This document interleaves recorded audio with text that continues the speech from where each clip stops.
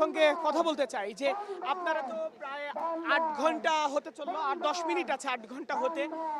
এটি রাষ্ট্রীয় অতিথি ভবন যমুনা, প্রধান উপদেষ্টার বাসভবন। সেখানে 8 ঘন্টা যাবত আপনারা অপেক্ষা করছেন। এখন পর্যন্ত কি সাড়া পেলেন বা কি মনে হচ্ছে? মূলত আসলে মানে জনগণের যে একটা ইনসিকিউরিটি ছিল, এটা থেকেই মূলত মানুষজন আসলে রাস্তায় নেমে এসেছে বলে আমাদের মনে হয়। কারণ হচ্ছে যে যারা আমাদেরকে জুলাইয়ে খুন করেছে তারাই কিন্তু প্রকাশ্য রাজপথে আবারও মিছিল করতেছে। আমাদের শহীদ ফ্যামিলির একজন কন্যাকে ধর্ষণ করা হলো। এরপরে একের পর এক অপকর্ম কিন্তু ঘটে যাচ্ছে বাংলাদেশে। যারা জুলাই বিপ্লবের শক্তি ছিল, কয়েকদিন আগে হাসনাত আবদুল্লাহর উপরে হামলা হয়েছে। এভাবে করে আমরা দেখব যে যারা আসলে জুলাই বিপ্লবে অবদান রেখেছিল তাদেরকে নানাভাবে তাদেরকে টর্চার করা হচ্ছে এবং তাদেরকে নানাভাবে প্রতিহত করার চেষ্টা করা হচ্ছে আর কি। এবং সেই সাথে আমরা দেখতেছি যারা খুন করছিল তারা প্রকাশ্য রাজপথে ঘুরে বেড়াচ্ছে। তারা এখনো বিভিন্ন জায়গায় সোশ্যাল মিডিয়ায় তারা বিভিন্ন জনকে হুমকি দিয়ে বেড়াচ্ছে।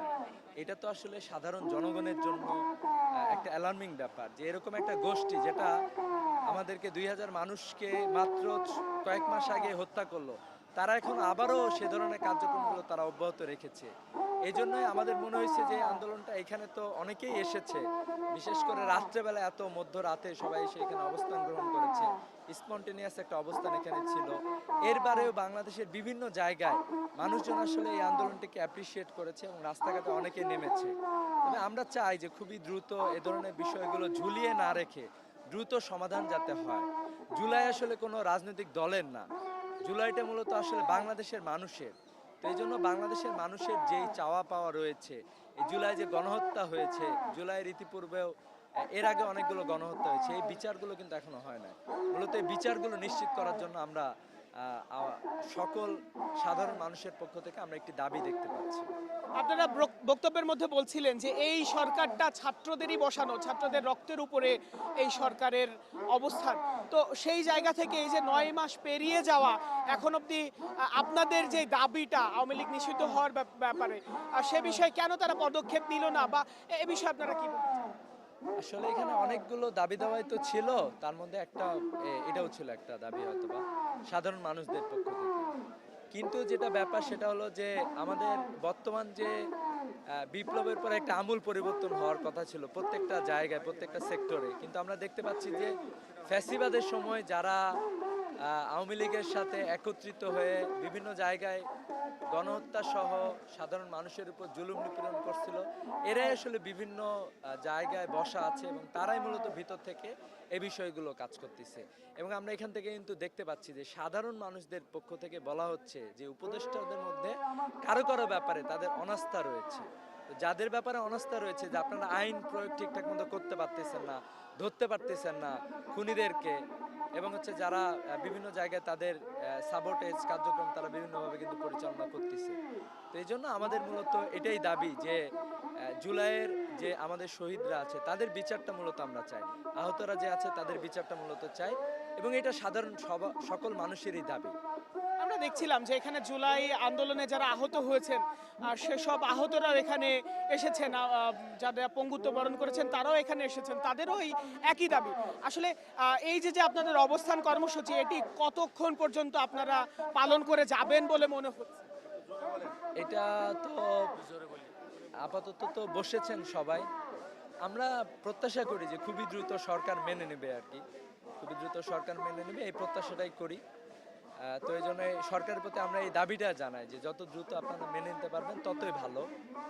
আর অলরেডি কিন্তু রাজপথে বিভিন্ন জায়গায় মানুষজন সবসময় রাস্তায় নেমেছে এই একই দাবিগুলোতে বিভিন্ন জায়গায়। তো বাংলাদেশের যে কোনো জায়গায় এই দাবি আদায়ে আশা করছি যে মানুষজন যেহেতু রাজপথে নেমেছে অনেকেই হয়তো বা রাজপথে থাকবে।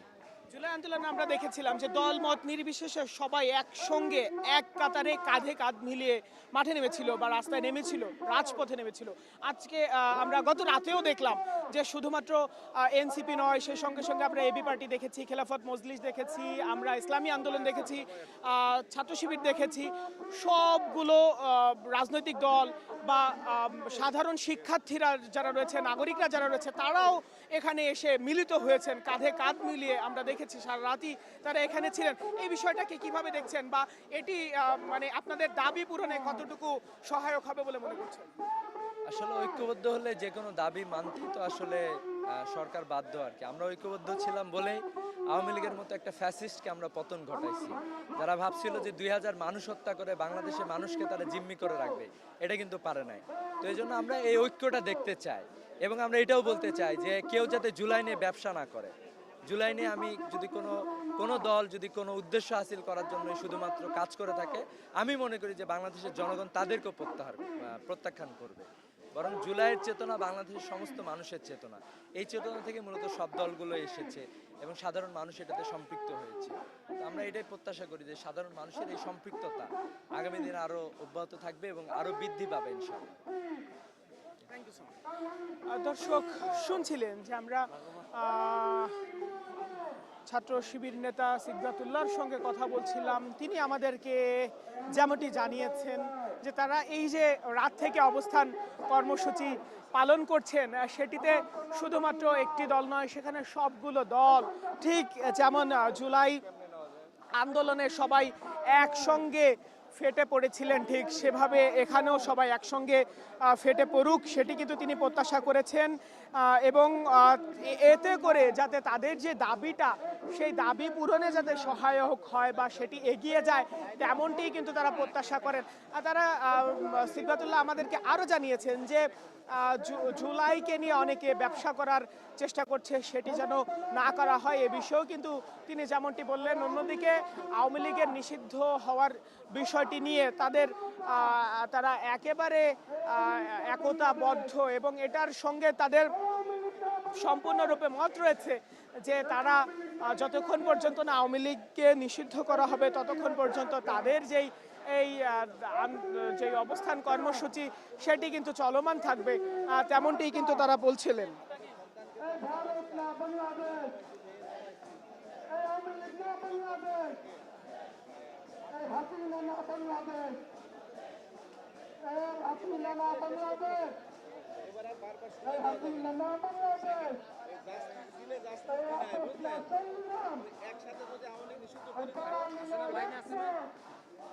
তারা আমরা দেখছি যে এখানে এখনো ছাত্র জনতা সবাই দলমত নির্বিশেষে কিন্তু এখানে অবস্থান নিয়েছেন, এবং তারা এখনো স্লোগানে এখানে একেবারে মুখরিত করে রেখেছেন। তারা বলছেন যে আওয়ামী লীগকে নিষিদ্ধ করতেই হবে, নিষিদ্ধ যতক্ষণ পর্যন্ত না আওয়ামী লীগকে নিষিদ্ধ করা হবে, ততক্ষণ পর্যন্ত তাদের যে অবস্থান কর্মসূচি, সেটি চলমান থাকবে বলেও তারা আমাদেরকে জানিয়েছেন।